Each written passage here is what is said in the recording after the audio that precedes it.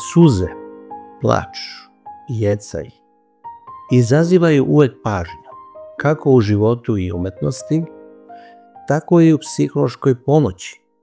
Iako su suze sastavni deo ljudskog života i psihološke pomoći, nema opšte prihvaćenog stava po pitanju njihove vrednosti i koristi.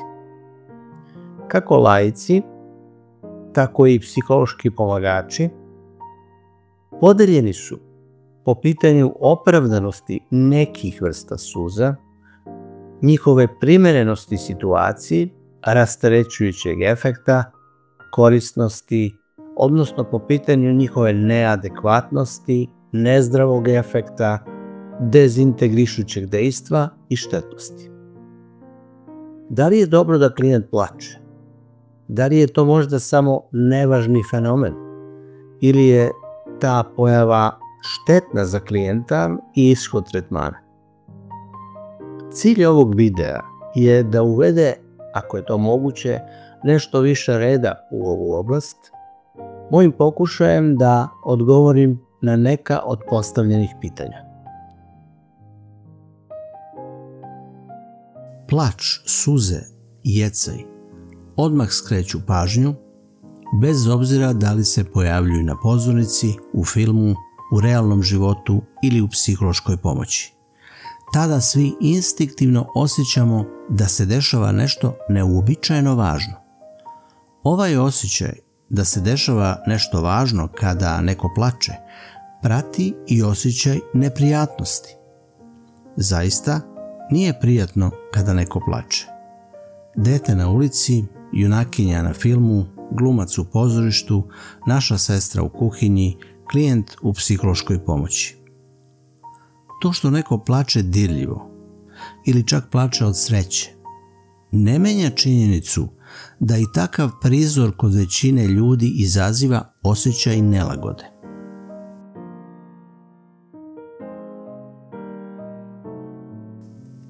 U svojoj kolekciji eseja, koji se bave povezanošću medicine, svesti i spiritualnosti, pod nazivom Izuzetna isceljujuća moć običnih stvari, 14 prirodnih koraka do zdravlja i sreće, The Extraordinary Healing Power of Ordinary Things, 14 Natural Steps to Health and Happiness, dr. Larry Dossey obrađuje i temu suza kao deo spiritualne prakse ljubavi i kaže: suze su toliko visoko vrednovane kao izraz ljubavi i brige, da su ih ljudi često sakupljali i čuvali u posudama sličnim bočicama, zvanim lakrimatorije.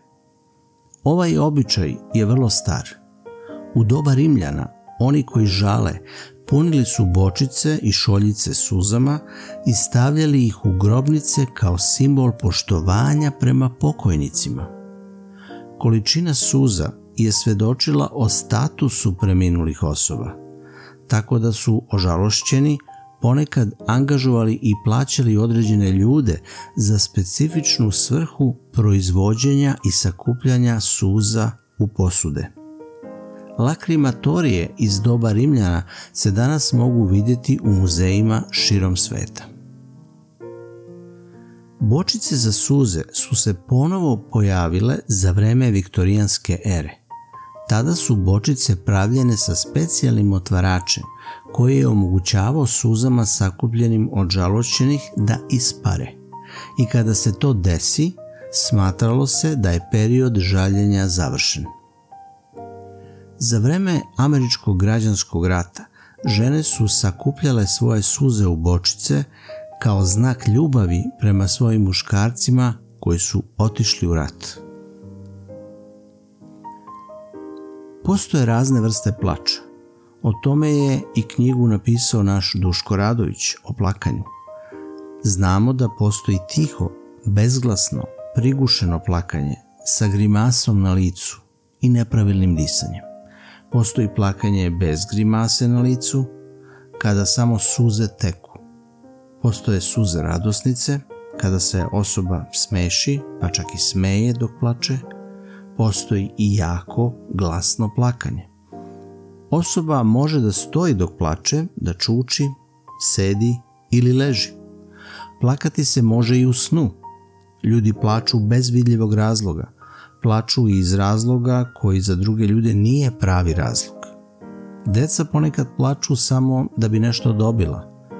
Plače se zbog nečega što je davno bilo, zbog nečega što se nedavno desilo, zbog nečega što se sada dešava ili što će se tek desiti. Plače se gorko, tužno, teško, a neki se i slatko isplaču. Postoji velika i šarena lepeza ponašanja koje se naziva plakanjem. Plakali su Freudovi pacijenti, Reichovi pacijenti, Rogersovi pacijenti, Perlsovi klijenti, Janovljevi klijenti. I danas plaču pacijenti i klijenti gotovo u svim vrstama psihološke pomoći i u ordinacijama skoro svih psihologa, psihijatara, savjetnika i psihoterapeuta. To nije sporno. Sporno je šta sa tim? Da li je plač zdrav ili nezdrav? Da li plač u psihoterapiji, savjetovanju i coachingu treba podržavati, ohrabrivati, ne podržavati, ignorisati, obeshrabrivati ili zabranjivati? Da li je plač ključni fenomen u psihološkoj pomoći, sporedna pojava ili štetna pojava za klijenta i njegovo napredovanje u tretmanu? Koja vrsta plača je korisna ili se bar može terapijski tolerisati, a koja vrsta plača je nekorisna i štetna? Da li je plač samo privremeno pražnjenje napetosti, bez trajnog blagotvornog dejstva? Ili je čak znak dezintegracije, štetnog sloma odbrana ili štetne regresije koja nije u službi ega?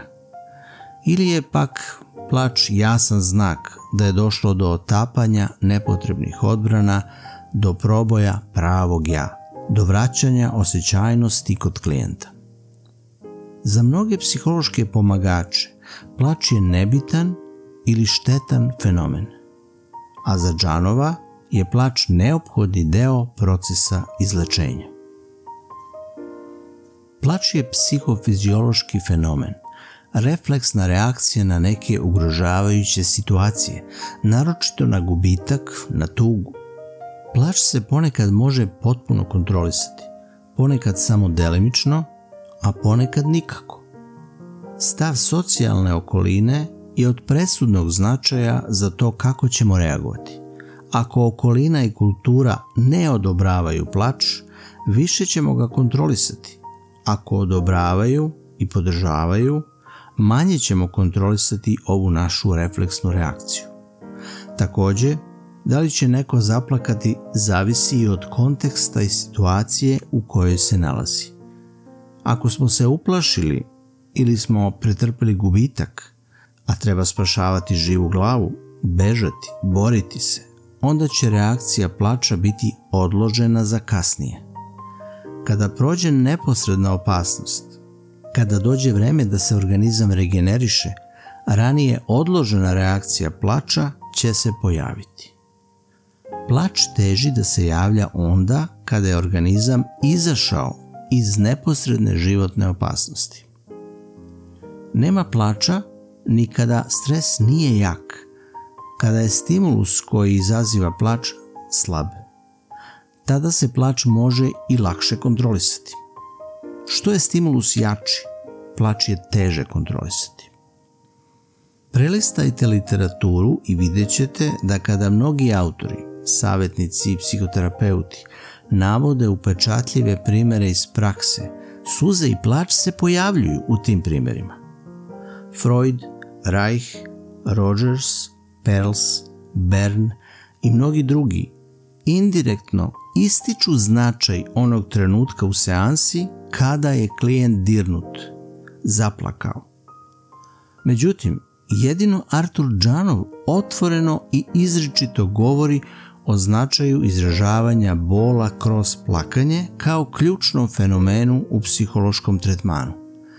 Činjenica je da je Džanov podigao pojmove bola, izražavanja bola i plakanja na nivo ključnih terapijskih fenomena. Zato Džanova ne možemo zaobići kada govorimo o plakanju u psihološkoj pomoći. Da li Džanov smatra da je svaki plač u psihoterapiji koristan? Ne.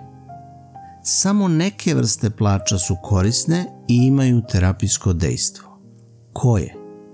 Koje uslove treba da zadovolji doživljaj sa plakanjem u terapiji da bi imao trajno i korisno terapijsko dejstvo? Ovo je ključno pitanje. Od Džanova se može naučiti da nema koristi od usiljenog plača pacijenta koji pokušava da bude dobar pacijent u terapiji koja ohrabruje plač. To je gluma i samo još jedan pokušaj neurotičnog pacijenta da dobije ljubav, u ovom slučaju od terapeuta. Također, postoji plač sa pogrešnim kognitivnim usmerenjem, kada klijent ne zna zašto plače ili plače iz pogrešnog razloga. Ovo je slično situaciji kada je neko ljut na nekoga, ali svoju ljutnju pomera na drugu osobu, jer mu je lakše da bude ljut na nju. Isto je i sa plačem. Lakše je plakati zbog lažnog razloga. Kako reče Đorđe Balašević, ništa lakše nego sebe slagati. Doživljaj izražavanje bola bez razloga ili iz pogrešnog razloga Džanov naziva abreakcijom. Abreakcija je gotovo štetna. To je pogrešan način da se koristi terapija. Plač koji donosi blagodet mora da zadovolji sljedeće uslove. Ovo je moje tumačenje i sumiranje Džanovljevih zapažanja rasutih po njegovim knjigama, kao i rezultat mog ličnog iskustva u ulozi psihološkog pomagača. Pod 1. Reakcija mora biti spontana, refleksna, iskrena, autentična reakcija klijenta na neki bol u njegovom ili njenom životu, a ne gluma ili usiljeni čin. Pod 2. Mora imati jasnu kognitivnu komponentu, zbog čega se plače, o kome se radi, o kakvom je odnosu sa tom osobom reč, šta izaziva bol. Pod 3. Najčešće se radi o bližnjoj osobi i o nekom bolnom odnosu sa njom ili o situaciji u kojoj je bila uključena bližnja osoba, koju je klijent voleo ili od koje je očekivao ljubav. Pod 4.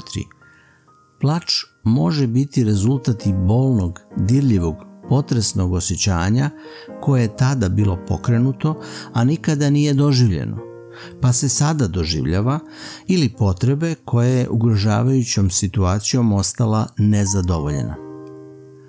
Pod 5. Plač kao neurofiziološka pojava mora angažovati one nervne moždane ćelije, one delove mozga koji su bili angažovani u procesu stvaranja traume.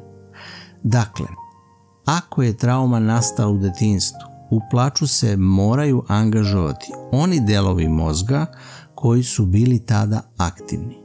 Nije moguće razrešiti traumu nastalu na uzrastu od 5 godina ako u plaču nije angažovan taj 5-godišnji mozak.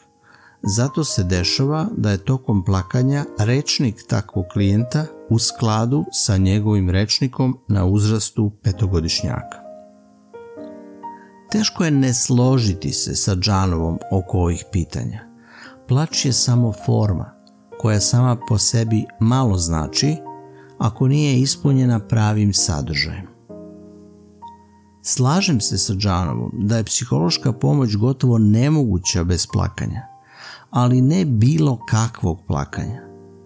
Terapijski plač mora biti iskren, precizan, da izražava dirljivo bolno osjećanje ili nezadovoljenu duševnu potrebu i da tokom plakanja budu angažovane one grupe nervnih ćelija koje su povezane sa periodom i situacijom kada je trauma nastala.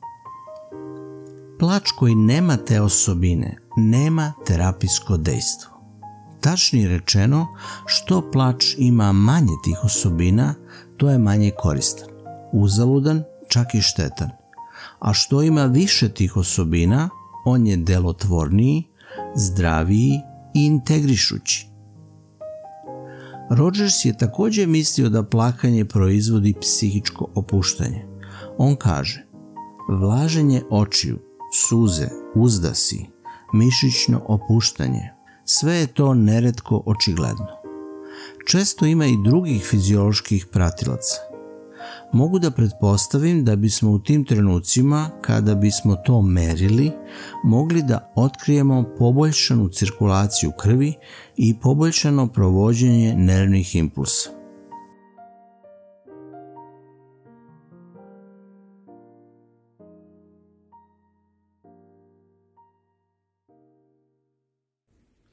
Ako želite, možete lajkovati ovaj video i pretplatiti se na kanal Psiholog.